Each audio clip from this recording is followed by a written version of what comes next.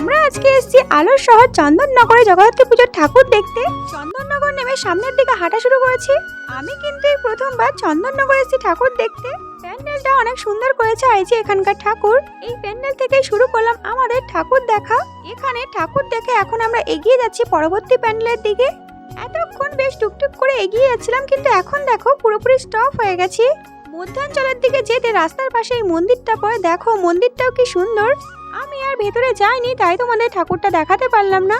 এখন আমরা এগিয়ে যাচ্ছি মধ্যাঞ্চলের দিকে। তো এই যে এবছর চন্দননগর মধ্যাঞ্চলের জগদ্ধাত্রী পুজোর প্যান্ডেল, কি দারুণ হয়েছে প্যান্ডেলটা। ভেতরে ডেকোরেশনটাও দারুণ করেছে। এদিকে আমাদের জগদ্ধাত্রী মা ডাকের সাথে সেজে উঠেছে। আর দেখো দেখতে কি সুন্দর লাগছে। পেছনের চক্রটা কিন্তু রোটেট করছে। মধ্যাঞ্চলের ঠাকুর দেখে হাঁটা শুরু করলাম পরবর্তী প্যান্ডেলের উদ্দেশ্যে। আর বলতে না বলতেই মায়ের দর্শন পেয়ে গেলাম। তারপরে আমরা কোথায় কোথায় গেলাম দেখতে হবে পরবর্তী ভিডিওতে।